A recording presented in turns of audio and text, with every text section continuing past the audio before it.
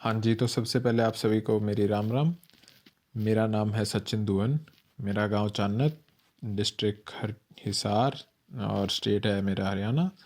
मैं अभी फ़िलहाल एडिलेड में हूँ और यहाँ पे एक रजिस्टर्ड नर्स हूँ। तो आपने एक मेरी वीडियो, सबसे पहले तो आप सभी को बहुत बहुत थैंक यू है 1000 सब्सक्राइबर्स के लिए। तो आज हम थोड़ा बात करने वाले हैं स्किल असेसमेंट कैसे करवाते हैं नर्सेज़ की। तो नर्सेज़ की स्किल असेसमेंट के लिए सबसे ज़रूरी है आपकी, पहले तो आप रजिस्ट्रेशन लेते हो आपका ऑस्ट्रेलिया के एफ्रा से। उसके बाद पीआर के लिए आपको स्किल असेसमेंट करवानी ज़रूरी है। आपको डॉक्यूमेंट स्किल असेसमेंट का डालना होता है क्योंकि ऑस्ट्रेलिया बेसिकली स्किल्ड वर्कर्स को लेता है। तो आज इस वीडियो में आपको बताने वाला हूँ मैंने कैसे करवाई थी मेरी स्किल असेसमेंट। मैं ये नहीं बताने वाला। हाँ जी, तो आज हम बात करने वाले हैं कि कैसे हुई थी स्किल असेसमेंट मेरी। तो मैं आपको ये नहीं बताने वाला कि कैसे करवाते हैं ऐसा कोई, क्योंकि मैं कोई पर्टिकुलर एजेंट नहीं हूँ।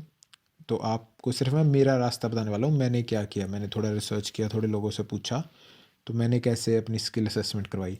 तो सबसे पहले जाके मैंने किया एनमैक्स स्किल असेसमेंट गूगल पे सर्च।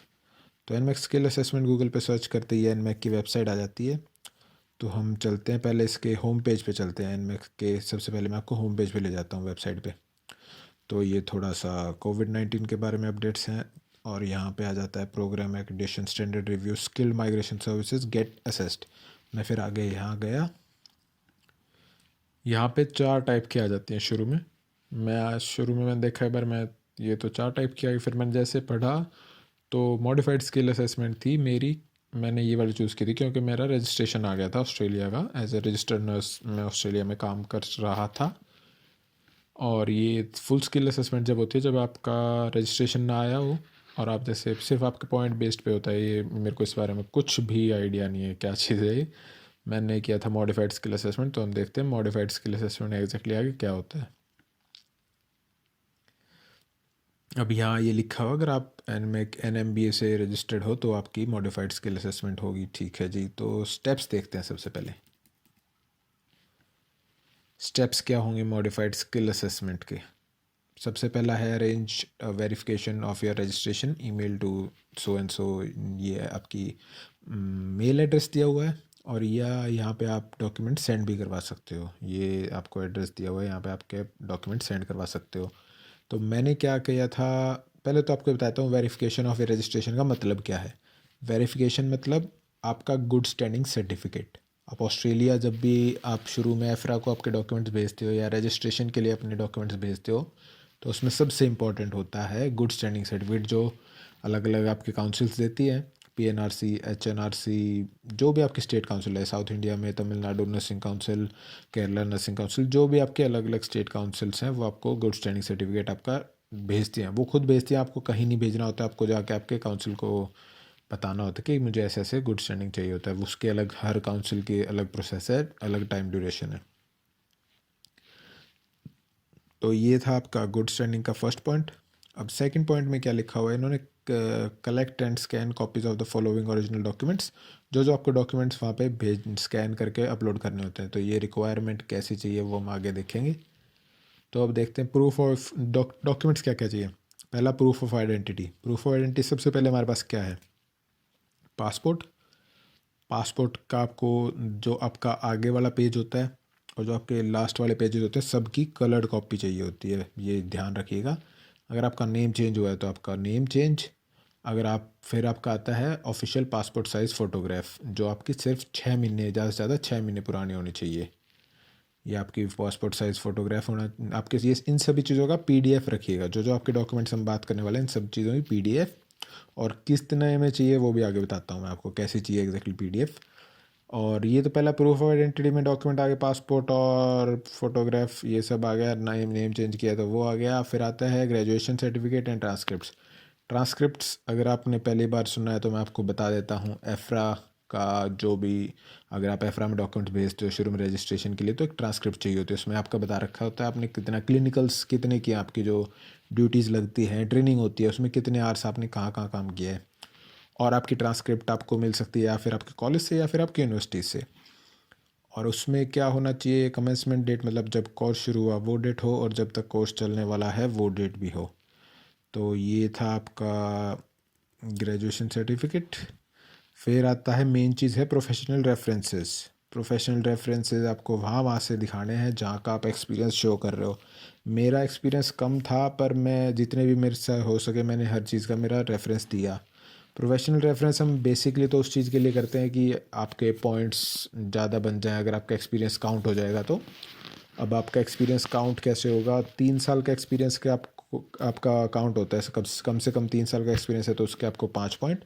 अगर आपका 5 साल का एक्सपीरियंस है तो हाँ, 5 साल का एक्सपीरियंस है तो 10 पॉइंट। मतलब वापस से बताता हूँ अगर आप कंफ्यूज हो रहे हो तो 3 years of experience is equal to 5 points in the PR.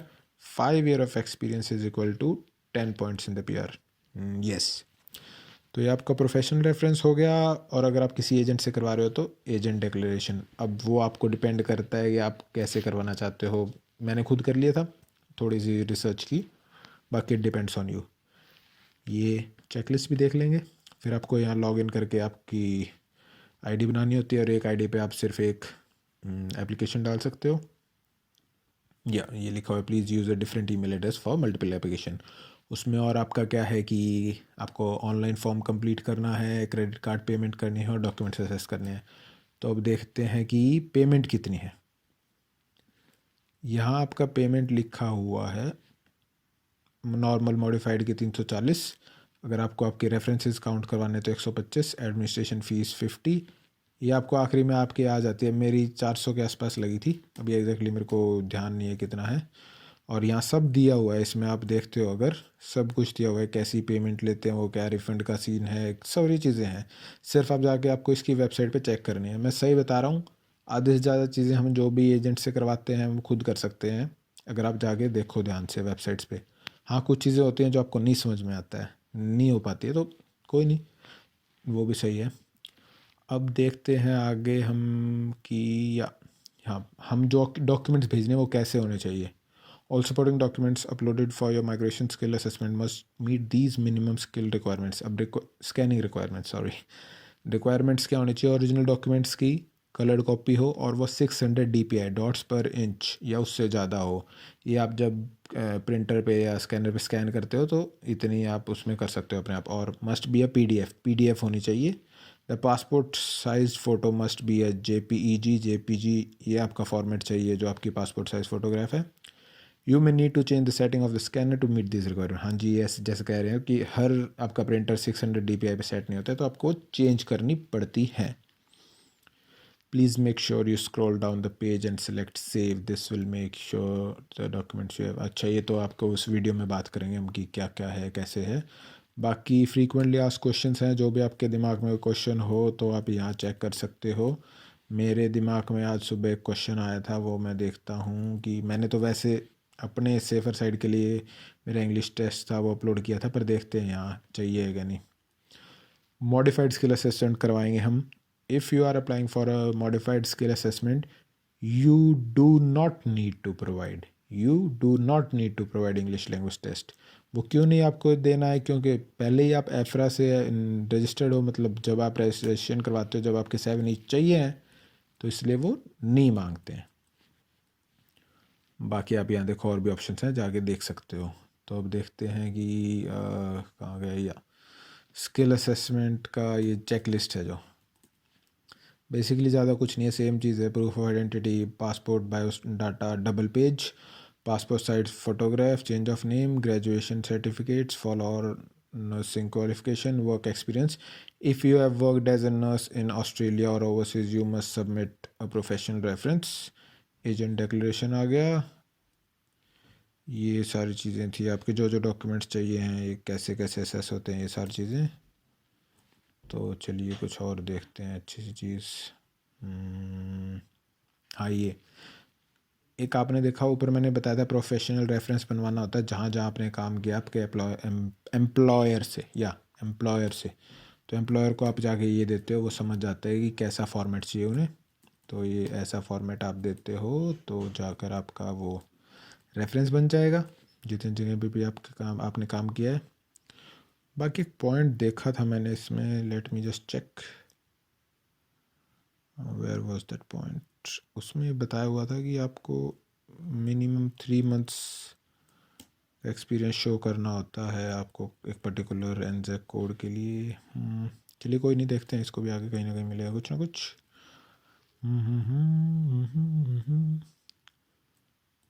यहाँ तो शो नहीं हो रहा है ये। चलिए कोई नहीं, देखते हैं, डोंट वरी। पीछे देख लेते हैं, कहीं ना कहीं कुछ ना कुछ तो था। एक और चीज़ दिखानी थी मैंने आपको। यहाँ देखते हैं आगे जाके क्या है। ये नहीं था, चलो कोई नहीं, नहीं दिखा अभी तो। बाकी वो कहते हैं कि आपको मिनिमम 3 मंथ्स का एक्सपीरियंस शो करना होता है। ये आपकी लॉगिन आईडी है। जैसे जैसे आप शुरू करते हो तो आपको एक वीडियो में दिखाता हूँ मैं कि कैसे कैसे क्या क्या शुरू करना होता है। उन्होंने बाकी वीडियोस भी डाल रखी है, मैं उसी वीडियो के ज़रिए आपको बताना चाहता हूँ कि क्या है एग्जैक्टली प्रोसेस। यार मुझे वो चीज़ नहीं मिली, कहाँ गई वो।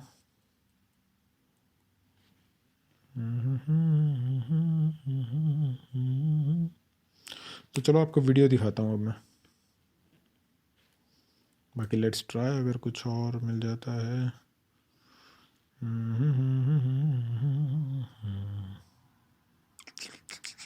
रेफरेंसेस के बारे में था वो कुछ। हाँ, when I apply which code do I use, what information do my reference यहाँ देखो, आप रेफरेंसेस के बारे में जो भी आपने पूछना होता है यहाँ पूछ सकते हो। Do I need to submit a professional reference. तो हाँ, यहाँ देखिए क्या चीज़ है। हाँ, if you would like ANMAC to report on your work for points, किस लिए हम रेफरेंसेस दे रहे हैं उस चीज़ के बारे में यहाँ पे दिया हुआ है। और मैं जो देखना चाह रहा था वो मुझे शायद शायद शायद अभी तक नहीं मिला है। कहीं मैंने देखा था कि आपको 3 महीने का एक्सपीरियंस कम से कम आपकी ज़रूरत है। या ये रहा, if you nominate a specific ANZSCO code दिया जाता है आपको हर एक आपके जैसे डिफरेंट टाइप की, जैसे कुछ रजिस्टर्ड नर्स एज केयर में, रजिस्टर्ड नर्स क्रिटिकल केयर में, उसके लिए आपको एनजेक कोड दिया जाता है। You must provide a professional reference that support a minimum 3 months paid experience in this area with in last 5 years। आखिरी 5 सालों में 3 महीने आपने यहाँ काम किया हो इस कोई भी एक पर्टिकुलर फील्ड में, तो उससे आपका एनजेक कोड आता है। एनजेक कोड नहीं यार, मैं क्या बोल रहा हूँ, ANZSCO जो भी है, ये प्रोनाउंस जैसे भी करोगे आप इसको, एक कोड आएगा। सो अगर कुछ भी नहीं मिलता है तो NEC होता है, वो होता है नॉट एल्सवेयर क्वालिफाइड। तो चलिए अब वीडियो देखते हैं, वीडियो में क्या है। तो इसमें आप सबसे पहले अपनी लॉगिन करते हो, और लॉगिन में आपकी ये ऐसे इन्होंने एग्जांपल दिया हुआ था वीडियो में कि आप ये ऐसे एक ईमेल एड्रेस डालोगे, कोई भी पर्टिकुलर जो आपका पर्सनल ईमेल एड्रेस है आप वो यूज़ करते हो, और एक पासवर्ड यूज़ करते हो। I am not a robot पे क्लिक करते हो, I am not a robot. उसके बाद आप लॉगिन कीजिए। मैंने लॉगिन किया था, मैं सिर्फ अपना तरीका बता रहा हूँ। उसके बाद हम जाते हैं अपडेट योर सपोर्टिंग डॉक्यूमेंट्स पे। सबसे पहले हम पासपोर्ट को अपलोड करेंगे। पासपोर्ट आपका दोनों साइड का, आगे और पीछे का, आपको कलर्ड करवाना होगा 600 DPI PDF फॉर्म में। मेरी मानो तो एक फ़ोल्डर में जैसे इन्होंने सारे डाल रखे हैं ऐसे डॉक्यूमेंट्स डाल लेना, मैंने ऐसे किया था। उसके बाद आप चाहते हो आपके पासपोर्ट साइज़ फ़ोटोग्राफ आप अपलोड करते हो, जो कलर्ड होगी, 6 मंथ पुरानी होगी, पासपोर्ट साइज़ फ़ोटोग्राफ आप अपलोड कर दोगे। और अगर आपका कोई भी नेम चेंज हुआ है, कुछ भी चेंजेस आए हैं, तो वो भी आपको अपलोड करनी होगी। उसके बाद हम जाते हैं आपके nursing graduation certificate and transcripts पे। जो जो आपके नर्सिंग के आपके पास डॉक्यूमेंट्स हैं सब कुछ अपलोड कर देना। सब कुछ, मैंने सब कुछ अपलोड कर दिया। मैं कोई कोई भी कमी नहीं छोड़ना चाहता था, इसलिए मैंने सब कुछ अपलोड कर दिया जो जो था मेरे पास। उसके बाद मैंने देखा मेरे प्रोफेशनल रेफरेंसेस, मैंने जैसे आपको बताया प्रोफेशनल रेफरेंसेस आपके पॉइंट्स के लिए ज़रूरी हैं, जिसमें आप 5 साल का एक्सपीरियंस के 10 पॉइंट हैं, 3 साल के एक्सपीरियंस के 5 पॉइंट हैं। ऐसे आपने जहाँ जहाँ जॉब किया है वहाँ वहाँ के आप प्रोफेशनल रेफरेंसेस डाल सकते हो। एक जगह किया, जो 2 जगह किया, 3 जगह किया है, मैंने भी डाले थे, पर मेरे उसके पॉइंट्स काउंट नहीं हुए क्योंकि मेरा इतना एक्सपीरियंस बन नहीं रहा था। पर मेरे पास था कुछ एक्सपीरियंस, तो मैंने नॉर्मली शो कर दिया। बाकी आप अगर ना भी करो तो आई डोंट नो, बाकी आपकी मर्ज़ी है। मैंने किया था। बाकी आज ज़्यादा श्योरिटी लेनी है तो आप इसी एजेंट से कंफर्म करें। जैसे आप ये तीसरा वाला भी अपलोड कर दोगे, और उसके नीचे आप देख रहे हो एक एजेंट डिक्लेरेशन फॉर्म है, तो वो एजेंट का काम है, मेरा मुझे नहीं पता, मैंने मेरा खुद का किया था। मैं सिर्फ अपनी कहानी बता रहा हूँ मैंने कैसे किया था। ऐसे ही देखो, ये तीनों के तीनों आप जैसे अपलोड कर देते हो, फिर आप वापस से चेक करोगे कि आपने जो जो डॉक्यूमेंट्स अपलोड किए हैं वो सही हैं, जो आप चाहते हो वही डॉक्यूमेंट्स अपलोड हुए हैं क्या।